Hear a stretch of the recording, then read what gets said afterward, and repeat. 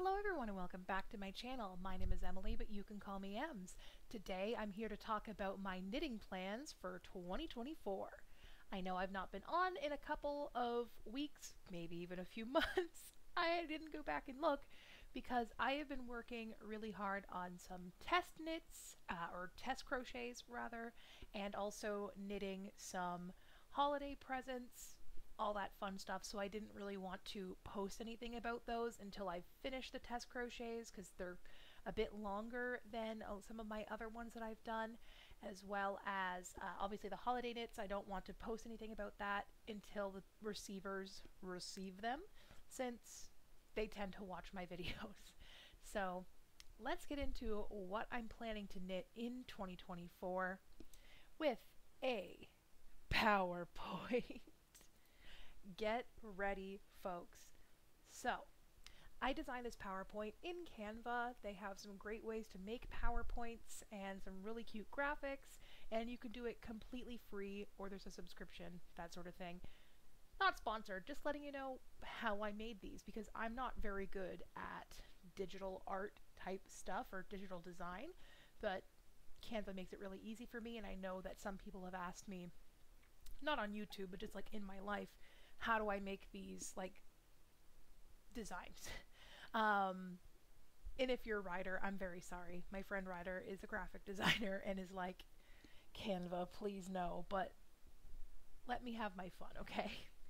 So these are my knitting plans for 2024. So I have two project goals for this year. Number one is to knit or crochet or sew multiple pieces that go together well and can help build out my wardrobe. And number two is to inspire other fiber artists to think in collections rather than just in single projects in isolation.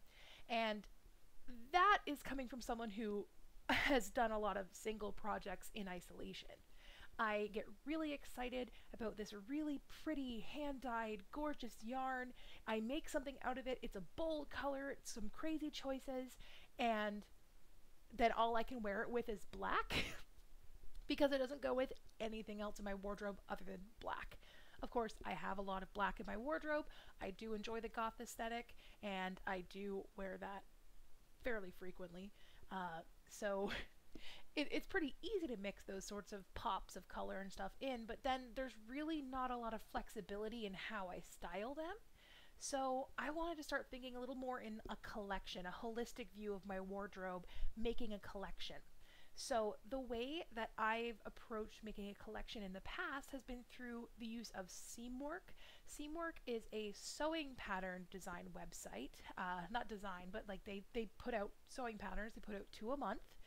And they're size inclusive. I am their second to largest size usually. I think there could be more done for inclusivity, but they have a lot of classes on how to grade patterns, how to make full belly adjustments, full seat adjustments, full bust adjustments, sway back adjustments, all these things. They're an educational website for sewing. I have ended my Seamwork subscription because I've not been sewing as much this past year, and I figured the money could be better directed towards knitting patterns rather than sewing patterns, because I've been much more into knitting and crochet recently. So they have this thing called Design Your Wardrobe, and it's a really cool way to look at sewing, and not just sewing, but making your own clothes and how you make your own wardrobe and how you theme it, that sort of thing. So that has been really fun, and this sort of thing is going to be coming in a little bit into my designs or design choices and pattern choices and color choices for 2024. So let's talk a bit about the topics of this presentation, as we do. Welcome to my TED Talk. The first will be my project inspiration. What is actually the inspiration for this project, because it is going to be a holistic project together. What is the vision for the project? And then also my project planning the individual projects that contain the whole. So the project inspiration is inspired by Engineering Knits, who knit a capsule wardrobe from the 1940s book New Styles by Beehive number 34, which contained a mixed set for economy, or something like a capsule wardrobe. The idea being that the wardrobe pieces would mix and match together to make multiple outfits. The idea there being that, you know, a limited number of knit items plus a couple of your closet pieces would add up to 7 total outfits that you could wear for an entire week. I loved her series on this project, and I encourage everyone to watch and check out her channel and this series because it is really, really cool. She adapted the patterns to her flatbed knitting machine, and while I don't have a knitting machine, I still think it's really fascinating, and it's kind of cool to see how these mixed sets worked. And mixed sets were even popular for a long time, like a fairly long span of time. Mixed sets were really popular, especially in the 40s for economy during war efforts and that sort of thing. But even up into the 90s, I remember the 90s having mixed sets for youth and sort of things like that. And it was just, I don't know what happened, but it just kind of seems to have fallen away. And I'm loving that we're seeing some of this again in the maker space. So thank you to Engineering Knits for the inspiration for this project. I will link her down below. So why would I plan my own mixed set? So there's two sorts of things here. One is sizing issues and one is flexibility. So sizing issues, the original patterns in the book, as well as most vintage patterns, either come in only one size or very few sizes, maybe a small, medium, large, for example. But they're not large enough for me. I am a big person. I'm 6'1", and while I can always grade the pattern myself, I do understand basic pattern grading. I'm frequently significantly larger than these patterns. For example, my bust is 52 inches, and these vintage patterns can run from 32 to 38 inches bust, which means that I'm like between 15 and 20 inches bigger. And 15 to 20 inches is a lot to grade. I can lose a lot of shape, I can lose a lot of fit, and there's a lot of things that can be messed up in that span of time, especially if I get my gauge even slightly wrong.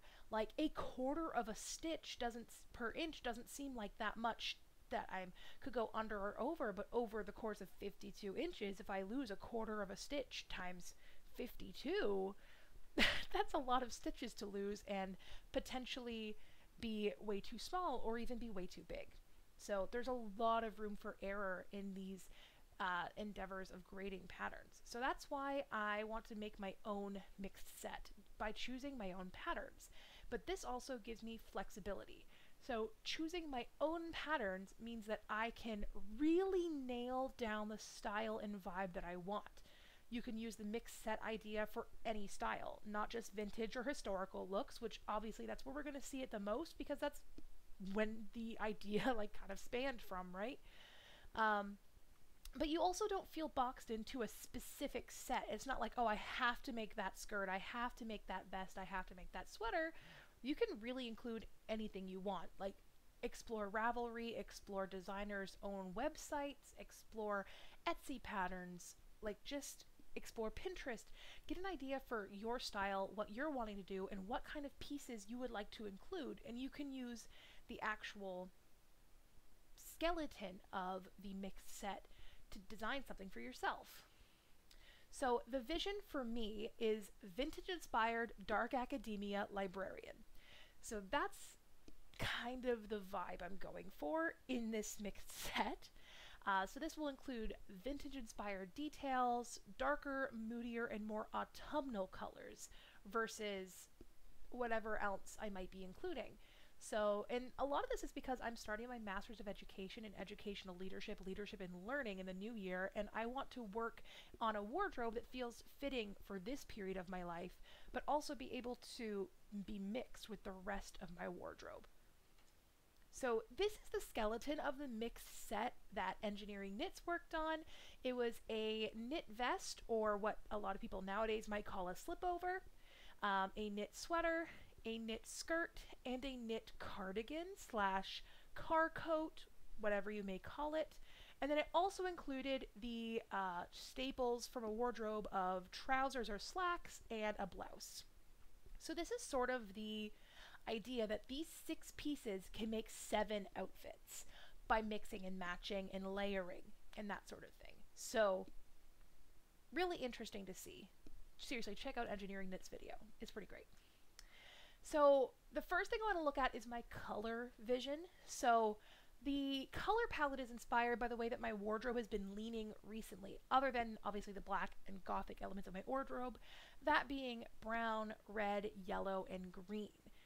You can kind of see this in my Montmartre jumper that I knit this year. The design is by Fable Knitwear, and I knit it in rust red, golden yellow, and brown heather, and I striped it.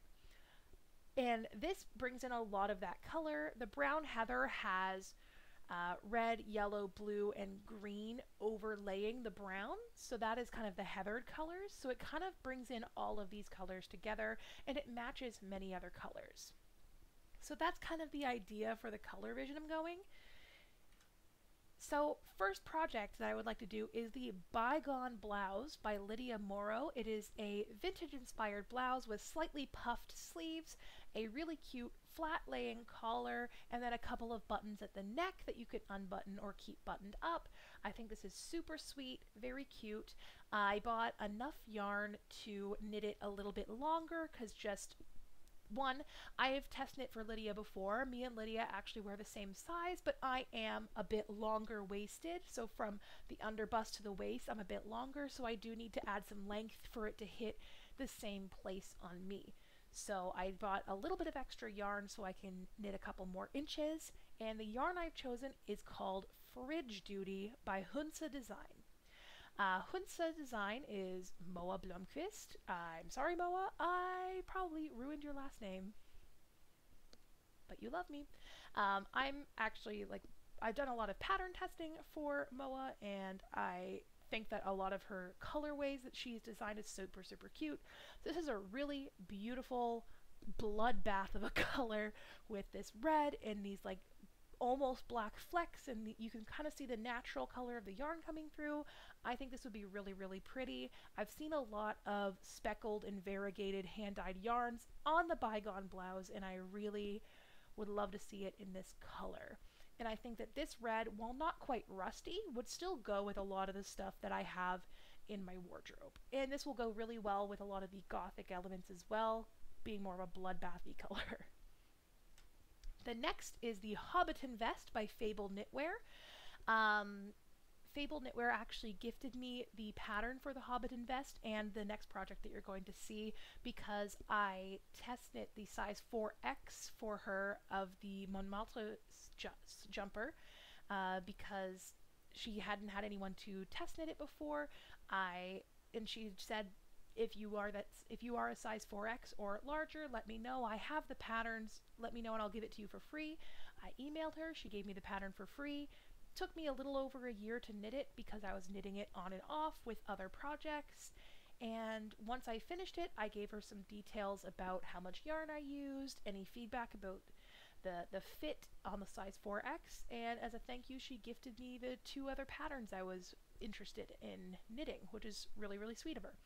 So the Hobbiton Vest is obviously Hobbit inspired. It's this really pretty faux buttoned vest. So this is actually knit in one piece, and it doesn't actually have real buttons there. You pick up and knit that fake button band later, and then you add on your buttons. I think it's super cute, and it's a great way to have this buttoned up look without the issue of boobs like pulling it apart and having gaping here. And it's a beautiful seed stitch, and I just think it's so pretty. I'm knitting it in this color Olive Oil by Cascade Yarns. I'm knitting it in Cascade 220 Sock, but I actually need 2 strands of that to meet gauge with a fabric I still like. I think maybe it'll end up being a little thicker than her intended design, but I didn't like the fabric when I hit gauge with a single strand, and I love the fabric significantly more with 2 strands. To be fair, Cascade Yarns 220 fingering is very, very fine fingering, in my opinion. It knits very finely, especially since I am a tight knitter. Next is the Gondor Vest. Yes, I'm doing 2 vests. I find vests to be really, really versatile. They're a super easy knit. You don't have to worry about sleeve island. When you finish, you're kind of finished. And this is maybe a little difficult to see. It depends on your color settings on your computer. For example, on my left monitor over here, you can't see the details at all, but on my right monitor, you can see the details just fine. It is an all-over 1x1 ribbed vest, 1940s inspired, and obviously again inspired by Tolkien-esque stuff.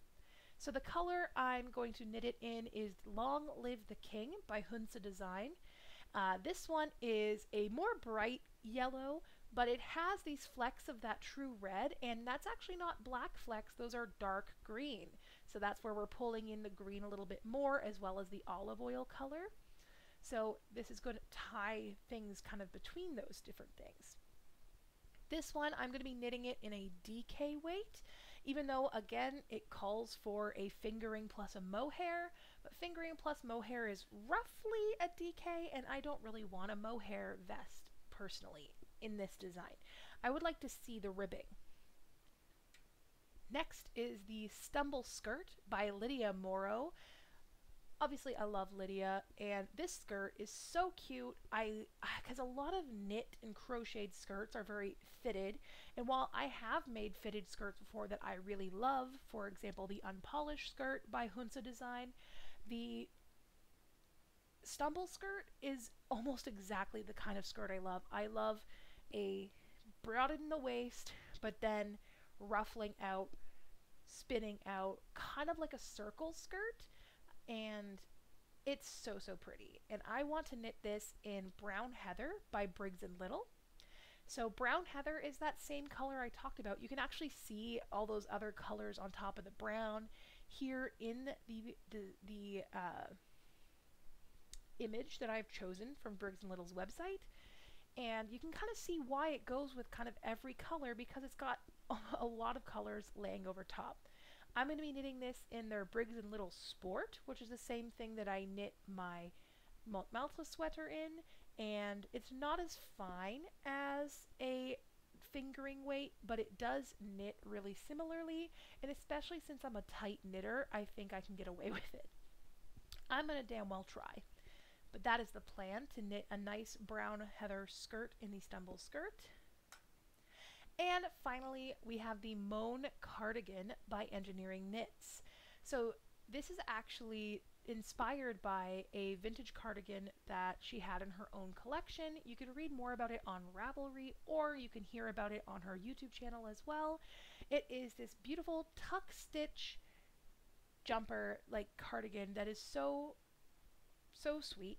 I'm planning on doing it again in the Brown Heather for the base color, because Brown Heather is kind of going to be my neutral through this project. And then when it comes to the dots, I'm going to use more Briggs & Little as well, but I'm going to choose perhaps the yellow, perhaps the red, maybe even bringing in a third color by doing some green. We'll see when we get there, but the plan is to at least use Brown Heather for the base of the cardigan. So to complete the set, I can mix and match with my closet pieces. So for example, this will mix perfectly well with my Montmalta jumper. That would go perfectly great with the Stumble Skirt, or with one of the sweater vests. I can kind of work with this sort of thing. Instead of a long sleeve blouse, I have this really cute light puffed sleeve blouse that it buttons down a little bit of the way, collarless, but I could even knit or crochet some accessories like a collar to add to it. It's got some slight puff sleeves, very similar to the Bygone blouse, but I think this would go really nicely underneath the vests with the skirt. It goes really nicely. Then of course I have my own brown skirt. This is about calf length on me. It's meant to be floor length or ankle length, but I'm very tall. I thrifted that brown skirt in 2010, and let's just say I have worn it almost non-stop for the 13 years that I have owned this piece. And I could even mix things with jeans or dress pants. I didn't take a picture of dress pants. You know what black dress pants look like. So, I mean, to be fair, you know what jeans look like, but these are my jeans, my favorite jeans that I own. So, thank you guys so much for watching. Let me know your 2024 knitting plans down below. And you can follow me on Instagram at emsisfab. I'll be posting regular updates on what I'm knitting, what I'm crocheting, my nails, whatever I feel like posting there. And you can also subscribe to my channel, click the like, and click that bell icon to be notified next time I upload. But thank you guys so much for watching, and I hope you have a nice day. Love you, love you, love you lots.